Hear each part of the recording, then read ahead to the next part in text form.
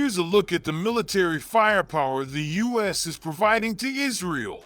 Within hours of the horrific attack by Hamas, the U.S. began moving warships and aircraft to the region to be ready to provide Israel with whatever it needs to respond. A second U.S. carrier strike group departs from Norfolk, Virginia, on Friday. Scores of aircraft are heading to U.S. military bases around the Middle East. Special Operations Forces are now assisting Israel's military in planning and intelligence. The first shipment of additional munitions has already arrived.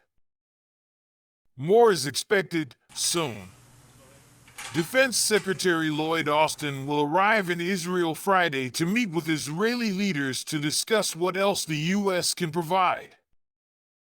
For now, the buildup reflects U.S. concern that the deadly fighting between Hamas and Israel could escalate into a more dangerous regional conflict. So the primary mission for those ships and warplanes is to establish a force presence that deters Hezbollah, Iran, or others from taking advantage of the situation. But the forces the U.S. sends are capable of more than that.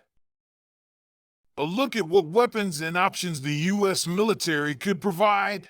Missiles for Iron Dome. The U.S. is providing some personnel and much-needed munitions to Israel.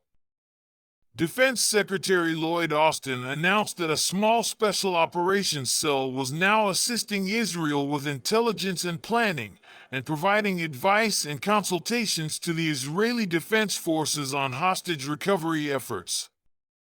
However, those forces have not been tasked with hostage rescue, which would put them on the ground fighting in the conflict. That's something the Biden administration has not approved, and White House spokesman John Kirby has said the Israelis do not want. The U.S. is also getting U.S. defense companies to expedite weapons orders by Israel that were already on the books. Chief among those are munitions for Israel's Iron Dome air defense system. We're surging additional military assistance, including ammunition and interceptors to replenish Iron Dome, President Joe Biden said Tuesday. We're going to make sure that Israel does not run out of these critical assets to defend its cities and its citizens. Iron Dome's missiles target rockets that approach its cities. According to Raytheon, Israel has 10 such systems in place. Beginning with Saturday's attack, Hamas has fired more than 5,000 rockets at Israel, most of which the system has been able to intercept, according to the Israel Defense Forces. Raytheon produces most of the missile components for Iron Dome in the U.S., and the Army has 2 systems in its stockpile. The Iron Dome munitions the U.S. provides to Israel will likely be above and beyond what Israel has ordered and will be part of ongoing military assistance packages. Those packages will also include small-diameter bombs and JDAM kits, essentially a tail fin and navigation kit that turns a dumb bomb into a smart bomb and enables troops to target rather than simply dropping it. Ships and aircraft. One of the most visible examples of the U.S. response was the announcement Sunday by the Pentagon to redirect the Gerald R. Ford carrier strike group to sail toward Israel. The carrier had just completed an exercise with the Italian Navy when the ship and its crew of about 5,000 were ordered to quickly sail to the eastern Mediterranean. 1 week after the attacks, as Israel positioned for a major ground offensive into Gaza City, Austin announced a second carrier group would be sailing toward Israel, as he ordered the USS Dwight D. Eisenhower carrier strike group to join the Ford in the eastern Mediterranean.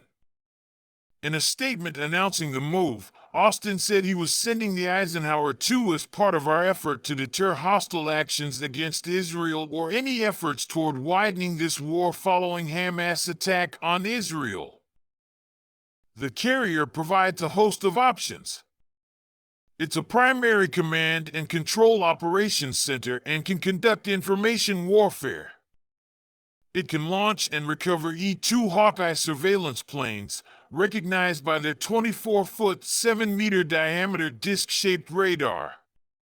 The planes provide early warnings on missile launches, conduct surveillance and manage the airspace, detecting not only enemy aircraft but also directing U.S. movements.